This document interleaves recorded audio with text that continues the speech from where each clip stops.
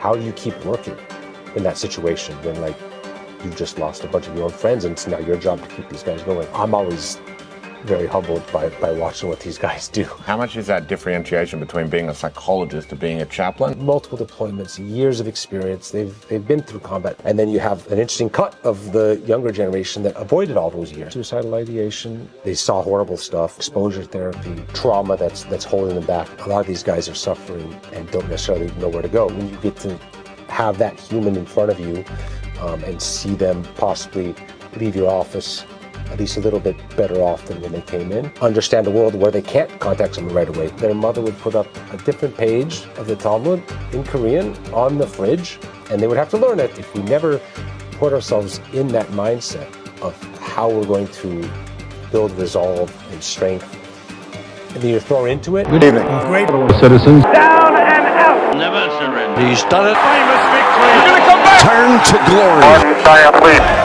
We're here with Chaplain Captain Eitan Lessing with a phenomenal story. From serving in the US Air Force to serving those who serve in the US Army. Why don't you tell us a little bit of that story, and if a football game ever comes between Army and Air Force, who are you going for? I might have to skip that part. But yes, originally I'd always wanted to serve since I was young. Always inspired by those that did, and always loved the country. And so right after high school, joined the Air Force, served as an intelligence analyst for 4 years in the United States Air Force. Was very proud of my time, but I wanted to move on to other things. So got out, actually had a 20-year break in service. And during that time, I was involved in academia and in research, mental health research, with my main focus being on veterans. And so when I understood that this was still an option, I'd thought about the chaplaincy for years. I thought I'd aged out of it. But when I realized I didn't, I submitted the packet, had a little debate which way to go, chose the Army, mainly because in the Army you're embedded with the guys. And at the end of the day, if I was going to make such a career switch, I wanted to be where the guys were and where they needed it the most. The Army just seemed like the best fit, put in the packet, and thank God it worked out, and I was selected, and off I went. So let's talk a little bit about that experience of serving as a service member, and some of the difficulties or struggles that you saw being Jewish that now you can apply to your chaplaincy work. Yeah, when I was in the Air Force, again, I felt, not in a bad way, I don't feel like anybody was, I had no bad experiences, but somewhat isolated, I guess, Jewishly. I don't think I even knew there were Jewish chaplains. If there were, I had never seen one. For the Chagim, there was nobody around. It was very, very isolated. It was just sort of something that you kept personal, didn't really talk about. Again, no external pressures to hide it, but it just didn't really seem to be a place for it. And so that had always been in the back of my mind. And so now I'm able to bring that into it and understand that, hey, just because you might not see a lot of Jewish soldiers come to you doesn't mean that they're not there, right? They may also feel like they don't have a place. They might not know that I'm on post. They might also not know that there's Jewish chaplains.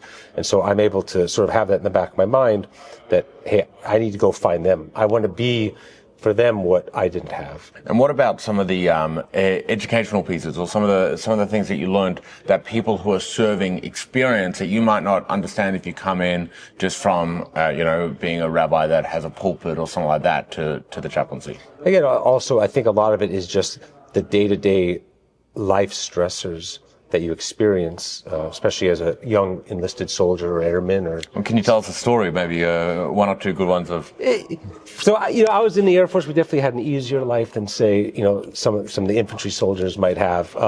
But those are still hardships, right? To be that age, away from home. No one really talks about that part. You're young. You're learning a whole new career. You're learning the military.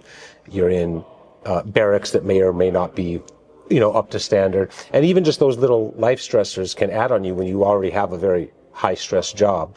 And a lot of them, the culture in the military can be to just sort of suck that up, right? And the understanding will be, if you don't raise your hand and say, I'm having a difficult time, then you're doing okay, and keep marching on. But having been in that situation, I know that a lot of them are not doing that great, and they do need a little help. And so I think it's made me a little more keen to see sort of between the lines when people might be having a difficult time and they're not speaking about it. What are some of those lines that you see in people and that people can take away to understand when you're talking to maybe a mate or whoever? Just that little tick is enough of a note for you to just go, no, ask another question, make sure that they're all right. Exactly. And that's actually, so those cues are one of the things that I try to educate my soldiers on. I'm, thank God, now in an infantry battalion. It's a great unit. And they're built strongly on brotherhood and understanding each other. And so it's one of the things that I try to empower all those soldiers is that, hey, you guys know each other better than I'm ever going to know you, right? I care about all my guys. I've got over 700 guys in my battalion. I know all the command teams care about their guys. But at the end of the day, they know each other. They're sleeping in the same barracks with each other, right? They're in the field with each other. And so some of those things are, if you see, hey, the guy's normally in a good mood, right? And you start to see that's changing. He's not making jokes the way he used to, right? These aren't, I can tell everyone, you don't have to be a mental health professional to be a good friend, right? And sometimes it's just realizing that, hey, this person's not acting themselves, and you can be that one to, just like you said, ask one extra question, just show a little extra care, and that I find can make all the world of difference. When people are talking to their mates, and is there something that you can point out and see from the experience of psychologist to chaplaincy, also being in barracks where if you're a service member, you really need to be working in cohesion with your unit, because if everyone's not flowing well, Absolutely. then the whole team struggles from Absolutely. that. Yeah, so at the end, I think the big things are if you see change in behavior, change in mood, right? They're starting to pull back. They're not as social as they used to be. These can be signs that, hey, this person's might be having a hard time. And again, it doesn't mean that it's a mental health crisis. But my personal goal is to try to be there for these guys before it gets to that point. Try to, intercede, be proactive before it gets to the point where they feel they have to seek me out or behavioral health or anything like that. I try to, again, empower the soldiers to, hey, refer your friend, right? Hey, if you see your friend's not being himself, right? He's having trouble back home or at home, wherever it might be. Tell them, hey, why don't you go see the chaplain, right? We have confidentiality, right? And I've found that to be very effective. I actually do get a lot of referrals for, hey, my friend said I should come see you. And I think that's, it builds a lot of trust within the unit that their friends are looking out for each other and that there is a place that they can come and talk. Now being in an infantry unit, what do you see of the intensity that an infantry unit takes on that's different to maybe other forms of work or other forms of life? Which obviously it is, but what are you seeing in it? Yeah, so just in my time in the Army, so I was in a signal battalion before that, which is in charge of the internet and the infrastructure. It's kind of a high pace in its own way. Always new Jews on the internet. What's that? Yeah, exactly. It's a different group. The infantry expects a lot of their guys, right? They're out there. I'm always very humbled by watching what these guys do, right? They're out there giving it their all.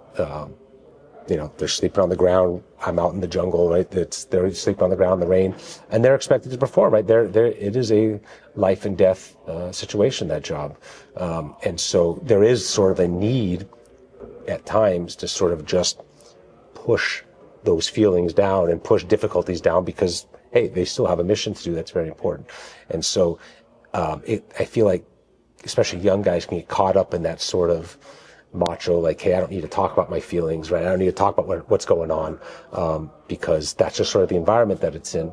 And so I try my best to break that stigma. I mean, I'm in an amazing unit. All the command team also tries to push them to understand that, hey, you have to, just like you take care of your physical health, right? We have to take care of our mental health as well. And so I think infantry definitely has its own unique challenges in that regard. But I feel like it's also a group of guys that are very self-aware, that they're very aware of when they're having challenges. At least in my experience, they've also been probably the most willing and understanding to come seek out help. Lethality is a word that's so often used right now in the military, and I think it's fair to say that it's going to be continuously used as China builds up their situation in Taiwan, and infantry are the people who will likely be there if those situations occur. Right. How much does that conversation come into discussions with the men and women? And how much is spirituality and connection to God important in those conversations? The discussion does come up a lot, right? Because they're facing it day to day with that job. While I guess anyone who joins, this is a potential reality. I think the infantry face it more than other professions. And what I've found is, especially during the field times, when I'm out there with the guys out in the field, that's when these discussions really come up, when the guys have more time to contemplate, what they're doing, what this might be an exercise, but hey, if this was real, what would this look like? And that's a conversation that I also try to pull out of them, because the Army's big on spiritual fitness, right? Spiritual readiness. What does that really look like? So, one thing we hear a lot is that means preparing now for that reality, right? So it's thinking those hard thoughts that people don't want to think about, like, what, if this is real, what is that going to look like? And so I try to have those conversations with young soldiers now. Are they thinking this through? What's it going to look like? For instance, I sat down with my medics during the last big exercise, and sort of talked them through, like, hey, if this was real, these are your friends, God forbid, right, from your unit, right? Have you sat down to sort of think how you're going to handle that? How do you keep working in that situation when, like, you've just lost a bunch of your own friends and it's now your job to keep these guys going? And they've usually very receptive to that, and I think it's an important part of helping them be ready for, God forbid, if they ever actually have to go into combat. I think that's a really interesting, weave to kind of dive into, especially with your experience in psychology, and working on the veteran side, seeing what it looks like on the other end, how important it is to have mental readiness when extreme situations are going to come up, to have already thought about how you're going to deal with those situations. I think that's the key, because again, we never know how we're going to react if we're given a situation like that. But if we don't prepare, if we just push off the difficult thoughts of what it would be like to be in combat, to be losing friends, right, to be away from home in those kinds of situations, if we never put ourselves in that mindset of how we're going to build resolve and strength, and then you're thrown into it, by that point it's too late, right? Because by that point you're just in survival mode. And if you didn't do that work, it's like anything in life, right? If you want to be a marathon runner, right, you can't just stand up one day and run a marathon, right? So it's the same thing with our spiritual fitness, right? We need to put in the work now in peacetime, right, in order to strengthen ourselves. What are we going to rely on, right? When you're, God forbid, you've been away from home 18 months in combat, right? What is that thing you're going to rely on that's going to push you through? And that's the work that I try to get soldiers to do now, so that, God forbid, if the time comes, it's not already too late and they're just left scrambling. In those conversations, is there any insight or anecdotes or that you can enlighten us on what those conversations actually look like? I think, unfortunately, what I see is, and we're in an interesting time in the military where we have a lot of senior leaders who are from the war years, and they've multiple deployments and and they've lived through this.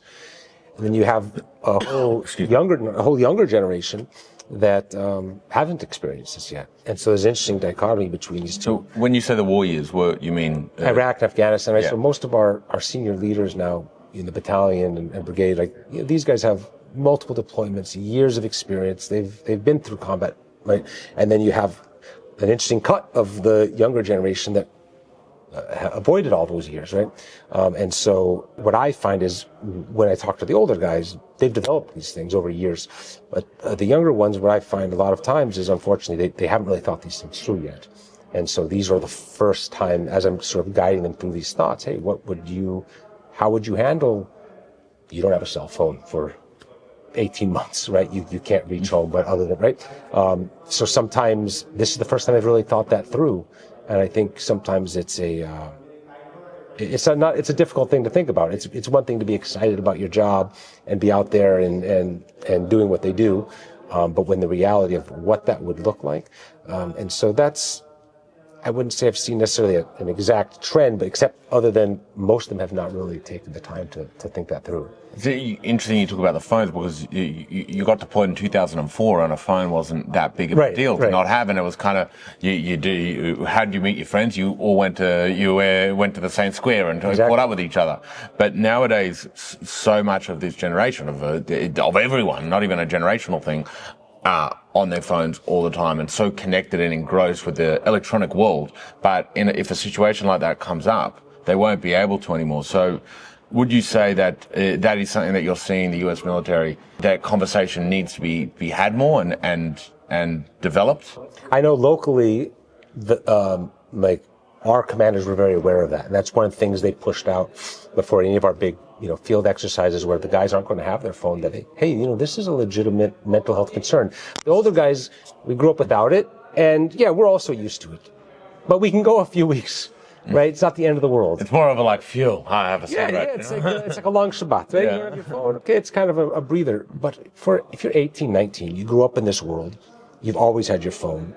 You can't imagine not being able to contact people. Like it's not, they don't understand a world where they can't contact someone right away. When you pull that away for weeks or months on end, that's a legitimate stress that I think leadership does have to take into consideration, that we might not fully understand it, but for that is a legitimate stress that, hey, they can't, they're used to being able to chat with their wife and, whenever they want, and that's taken away. And then that compounds with all the other stresses of, again, even in exercise, but all those other stresses of being in the field, food and hygiene and all these other things. You add that to the mix and it can be very difficult. Soldiers might have something going on back home, difficulty, that they're used to speaking about when they get home at night, and now you cut that off, right? And they go to work for 3 weeks, 4 weeks out in the field with no contact, and they start to ruminate, and I think it's a serious issue, and one that's probably not going to be going away as we get just more and more used to this digital life. So, what are some of the things that you've seen personnel to experience and then talk about when they've had that experience of being off their phone for 2 months, 3 months in a field exercise? Yeah, we had one of our major field exercises recently, and this was one of the major topics of discussion out there was the difficulty that they were having not knowing what was going on, right? Some of them may have had, family members with health issues or just, financially, where like they were part of that discussion, and now they have no clue what's going on, completely cut off. And it's the first, sometimes, us, at least we have Shabbat, we turn it off, we get somewhat used to it. Some of them literally have never not had their phone on them their entire adult life.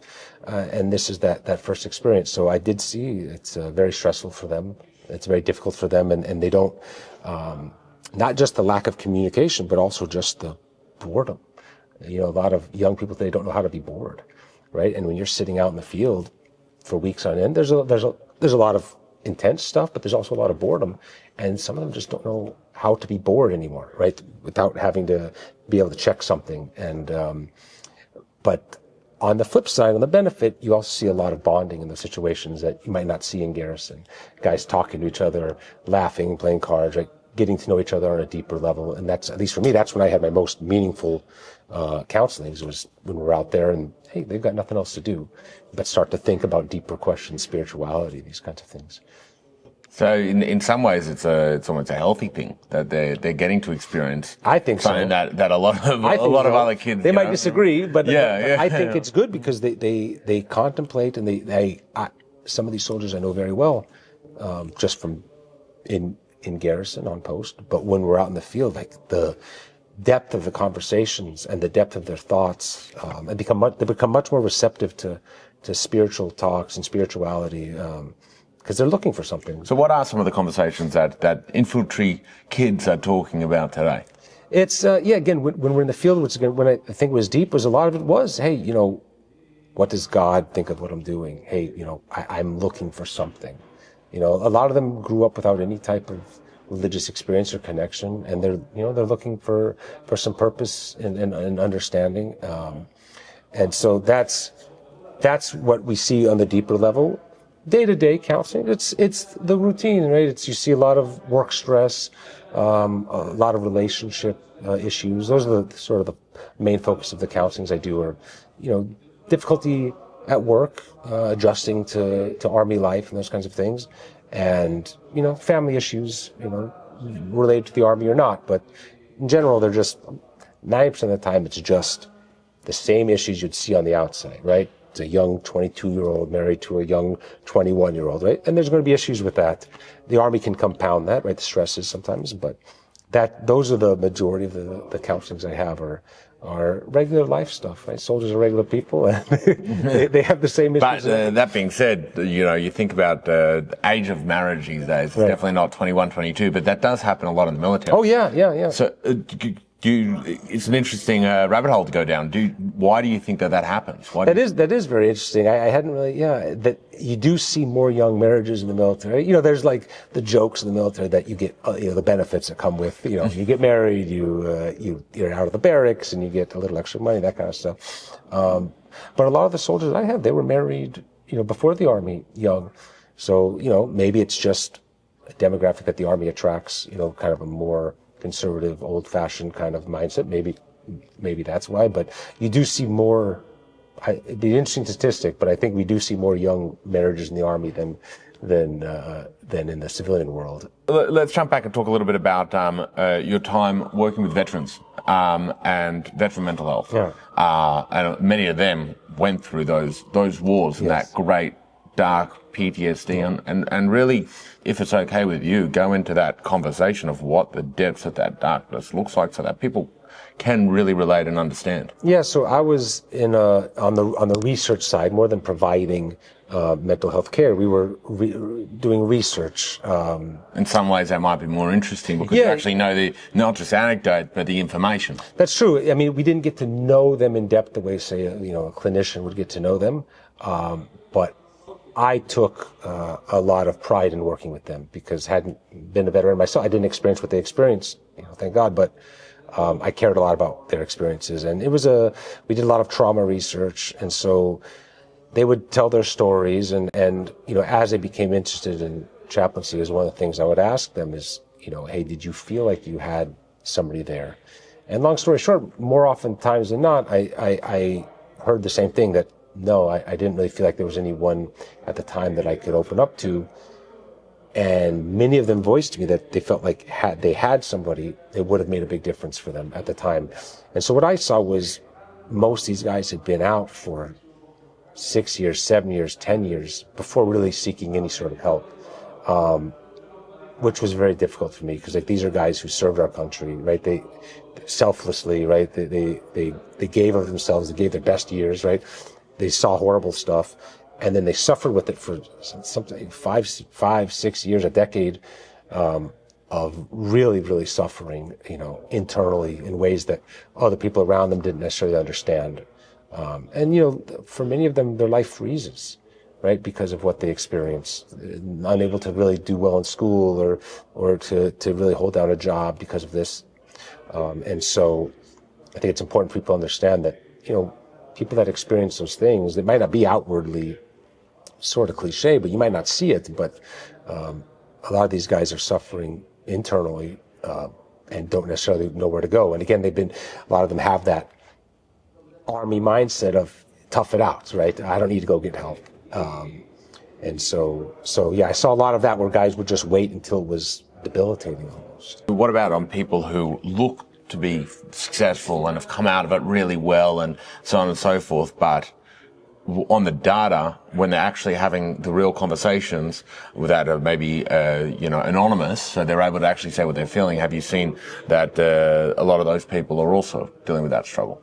Oh yeah, I think again, I'd never experienced combat, but I think anyone who goes through that traumatic experience like that is going to be carrying some sort of scars from it, to varying degrees. And I definitely, even personally but professionally, know plenty of people who went through these traumatic experiences. They're able to pull themselves together and they're able to work, but that's because they found their way of coping and dealing with it, but they're still suffering with it, and which is a shame, because a lot of times the trigger for guys to get the help is when there's some sort of dysfunction, right? When they're really suffering. But meanwhile, they're suffering in silence because they're successful, or, they're able to keep it together. It may feel like they don't need to get the help, which is a shame, because life could be even better if they could sort of work through some of that trauma.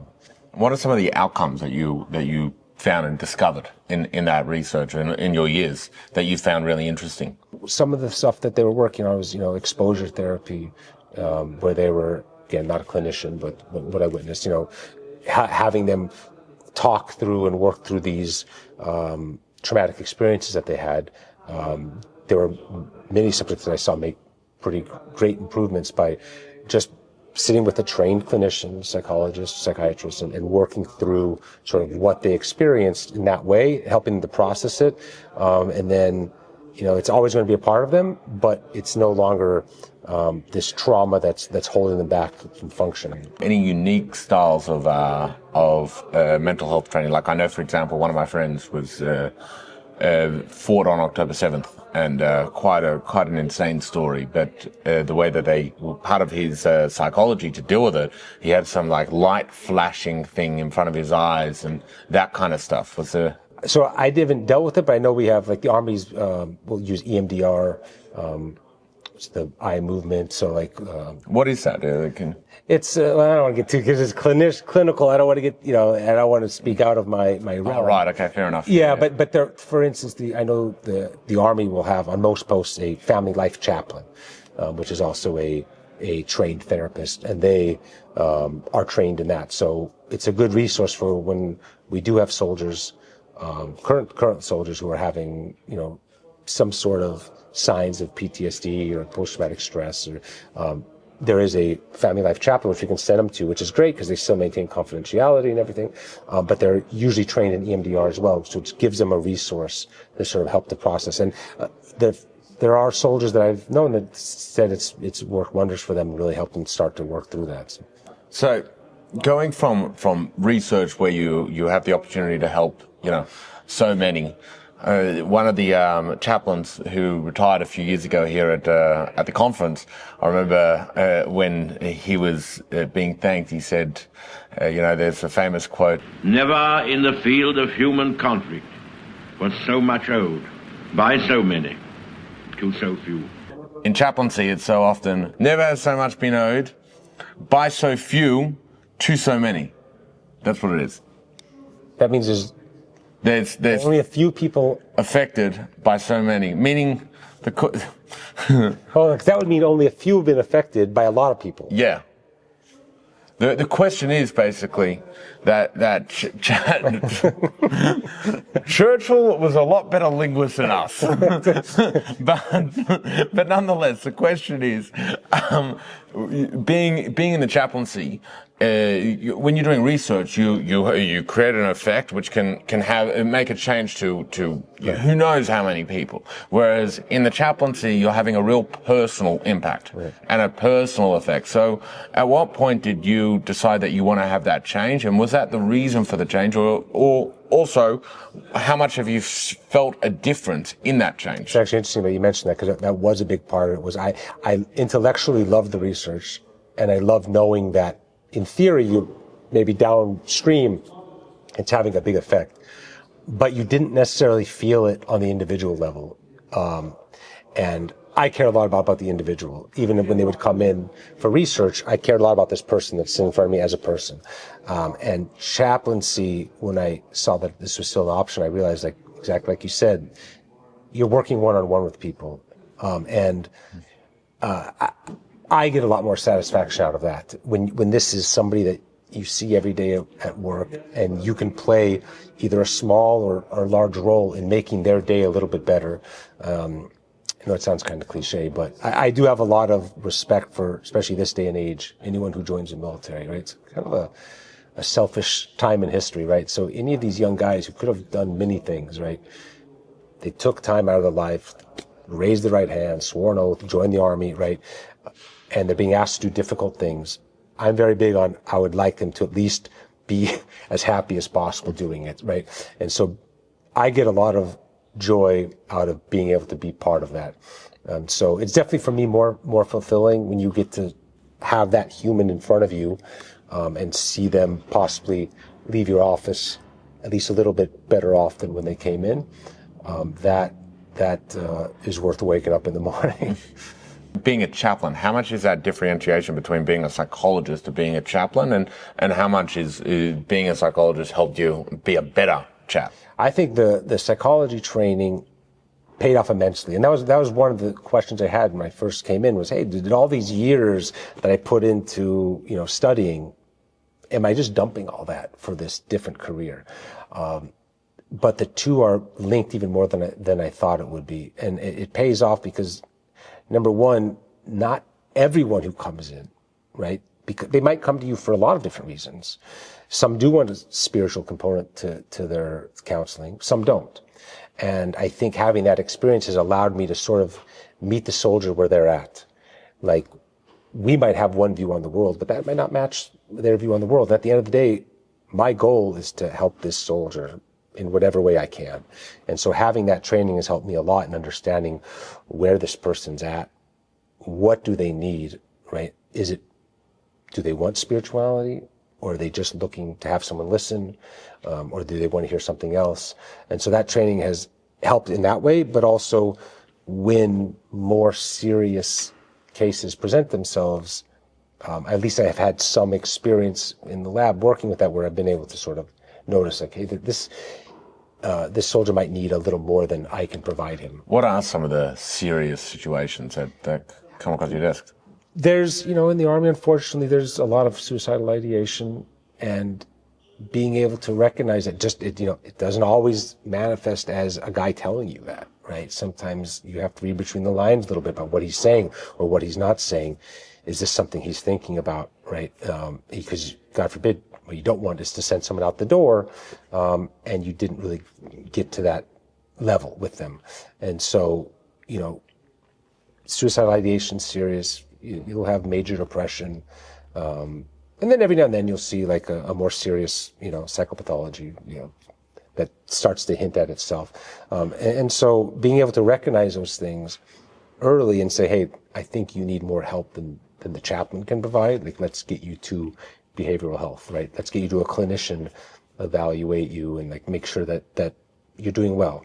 And so that comes up, quite often, and I think it's important to be able to have the eyes that, hey, the guy's maybe not just sad, right? There might be a little more going on, and caring enough to ask those questions in order that, just like I tell them all the time, if you blew your knee out, you wouldn't hesitate to go get medical care, right? So same thing with your mental health. If you're at that point, let's get you the care you need so you can get better and get back to work.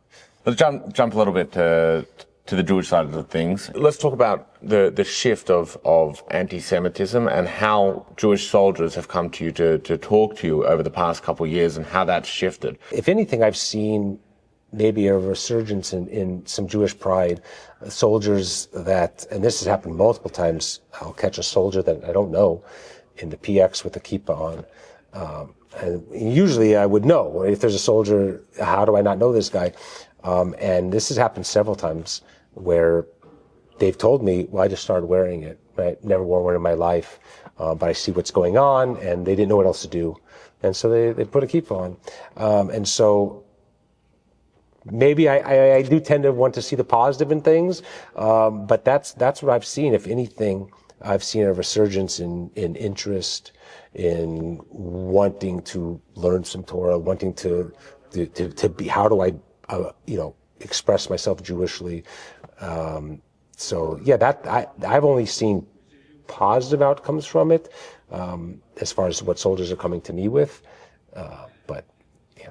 And how much has Aleph helped you to be able to facilitate your role in chaplaincy and in serving Jews abroad? Like indispensable. I mean, truly, I'm a big, the Army supported me 100% in everything I've ever needed. But there's certain things that they're just not going to be able to do. When we were in Korea, we would, for Pesach, for instance, right, we had a Seder of probably right around 60 people. It was the only military Seder in the country, so it wasn't just people on my post. We had airmen and Marines and sailors from way down south that would come.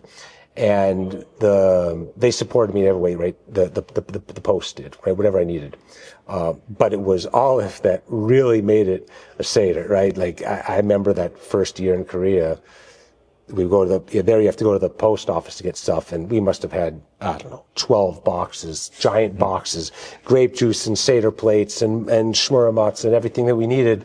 And I remember getting a little teared up, because you're so far away from everything and you see these boxes show up and snacks. I thought you were going to say teared up by having to carry all this stuff. No, that too. But it was just, unbelievable. And so, really, and it's not an exaggeration, I cannot imagine doing it without them. All of my Sfarim that we use, right, for Shabbat, all of my little Torahs that I can hand out to people, all of these things are from Aleph. What was that like being in Korea as a Jew, but also even just as a white guy, walking around in Korea? It was an amazing experience. I loved it. The family loved it. A redhead. Yeah. I heard nothing but nice things. It's interesting, He did have red hair once. That's true. Yeah, there did used to be a little more color, more so there. You can see older videos, but yeah, it was. We loved it there. There's really no anti-Semitism there. The people are kind. They love to see the kids, and we'd go out. The base there is in a city called Pyeongtaek. So you're out in the country. It's not even like you're in the city. And yeah, Jewishly, it's hard, right? There's no community, obviously. I mean, there's Shluchim and Sola do an amazing job, but, there's nobody that you're dealing with day to day. Food is a big issue. There's, nothing there. But with those challenges came a lot of beauty. We had an amazing experience there. The reason I mentioned the red hair is, during the Holocaust, my grandmother was in Shanghai. Like many Jews, that's how she escaped. And, there was a Japanese soldier who saw my grandmother, and she was the first person that he ever saw with red hair. But my great-grandfather didn't know this at the time. The soldier picks up my grandmother and takes her to the military base, and my great-grandfather's freaking out. Finally gets someone to translate. What the hell is going on? All this soldier wanted to do was show his friends that there's a person, a human being that has red hair. I used to. So we always used to make fun of her that she, she's still with us, thank God. But we always make fun of her that she was the first person to get arrested for being a ranger. Listen, I was born in Hawaii as a little kid. My dad would always tell me that the tourists always would, take pictures when I had red hair. So, but talking about Korea, we always hear about how they learn the Talmud. Yes. So is that, really? So tell me about that. So I'd always heard that, and I was always curious if this was just a myth or. So I started asking. So we have we have a beautiful partnership there with the Korean Army, and they have katusas, which are Korean augmentees to the U.S. Army, and so every chaplain will have a katusa. There's a lot of them, and so I started to ask them, is this a true thing? And sure enough, one after the other told me. I remember one of them told me every week their mother would put up a different page of the Talmud in Korean on the fridge, and they would have to learn it. I had other ones tell me they learned it in high school, and so it was very common. And I would always ask them what was the purpose. And what they told me was that they didn't know much about Jews, but that they viewed them as being very intelligent, and they believed that it was that style of learning.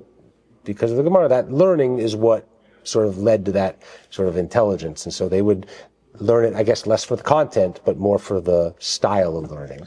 I mean, I would concur with that thesis. I mean, it's all about questioning and debating, and it's a law book. I mean, it's essentially the OG lawyers debate club. And because of that, I think they have, as a country, I saw nothing but respect for the Jewish people. The people would stop us. That's incredible. And ask questions and take pictures, but always with a big smile. And we saw nothing negative. It was a beautiful experience. Jumping from that culture of intense study and their mothers would put Gemara on the wall to Hawaii. Right. And the hangout culture of that, growing up there and then serving there. Yeah. What was that like? So that's sort of a dream come true for me.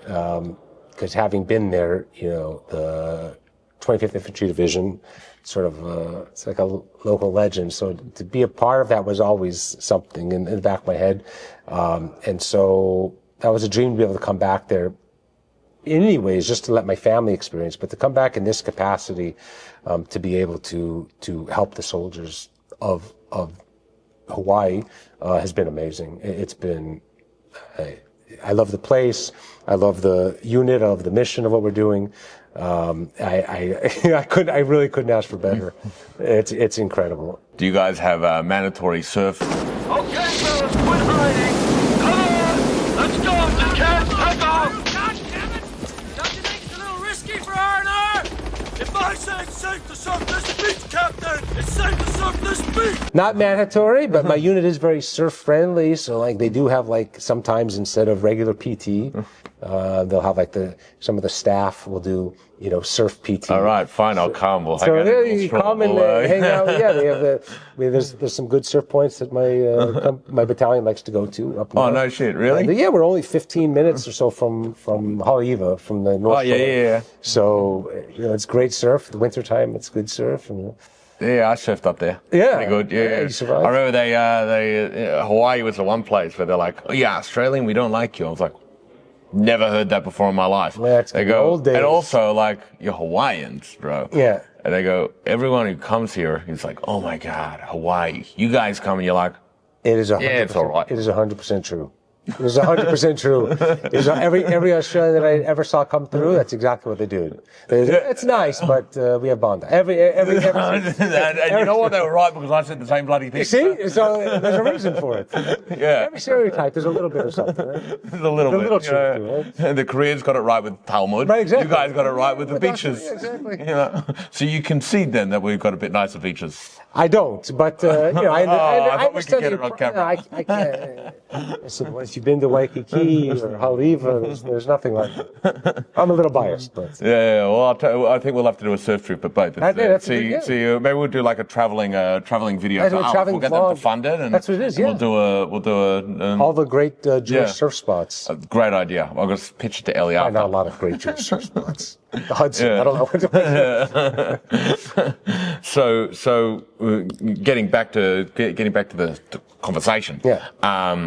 Aleph and Chagim Yontif. You mentioned how important it is for that they brought those max packages, but what about the small things? Like there's a kid with a halachic question, or wants to wear a pair of tefillin, but you wouldn't even can you get him a pair of tefillin? How's that going to work? And that Exactly. kind of stuff. It happened at a soldier when I was in Korea. He was growing and growing and growing, and got to the point where he wanted to fill in, and contacted Chaplain Lessing and Aleph, and sure enough, within a few weeks, the soldier, he said, "Can I come by the office?" I was like, "Yeah, okay, yeah, come by." And he came by very proud, had his new set of tefillin from Aleph, which is indescribable. It's and those kinds of things to be able to support them. The kid wanted tzitzit for the first time, got tzitzit, right? And this kind of stuff is. And it means so much to them. But for me, I take a lot of pride in seeing this, happen. But they support it in literally every way. Again, from the big things, from the Chagim, it just makes it so much easier rather than, sure, can you order a siddur through the army? You could, right? It's a whole process. But here, I ask for siddurim and a box shows up, right? Supporting soldiers in everything that they've ever needed. In Korea, I had a soldier, he was stuck up north, couldn't get down for Rosh Hashanah, instantly sent everything he needed to be able to help a few soldiers up there. So it's, I really can't imagine doing it without them. Wow, incredible. Is there any last message or last words, or maybe something that you've had to overcome that people can learn from, that in your experience of many years in the military and in psychology? As a Jew or as a... Whatever it may be. I think at the end of the day, if you're on the right path, if you're doing the thing you're meant to be doing, it all clicks. And I think it's important to remember to be yourself, right? Be proud of who you are, be proud of your mission, know what your mission is, and just do it. And the rest just sort of falls into place. It's, as I've got older, the more I've realized, you know what you should be doing. I think everybody knows where they belong, what they should be doing. And as long as you're pursuing that, I think Hashem sort of takes care of the rest. Amen to that. All right. Thank you very much for your time, mate. I really appreciate it. No, thank you for having me.